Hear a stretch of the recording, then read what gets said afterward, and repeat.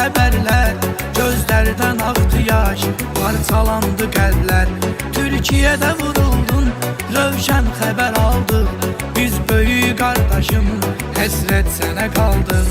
Sən tanış qardaşım, Lənkəranlı rövşən, düzgün əməlilə qoydun gözəli sən. Aləm bir üzükdür, sənsə ona bir qaş, fəxr edirik sənlə, biz dəyərli qardaş.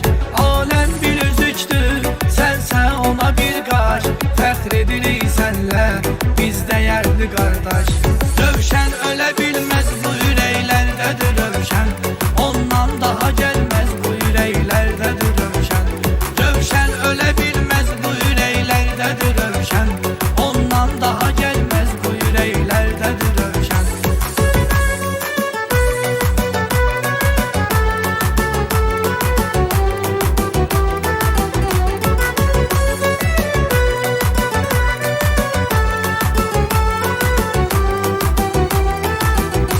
Yaxşılığın bitməz, haqqında danıysan, haqqın ödənilməz, haqqında danıysan. Xidmətə pul ayırdın, imkansız oxutdun, imkansıza hətta hər zaman əl tutdun.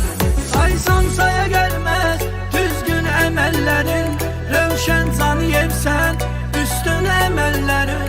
Çox təəssüf itirdik, sən tək qardaşı biz, aldı fələyərdən, qoydu bizi sənsiz. Çox təəssüf itirdik, sən tək qardaşı biz, aldı fələyərdən, qoydu bizi sənsiz. Rövşən ölə bilməz, bu ürəklərdədir rövşən, ondan daha gəlməz, bu ürəklərdədir rövşən. Rövşən ölə bilməz, bu ürəklərdədir rövşən, ondan daha gəlməz, bu ürəklərdədir rövşən.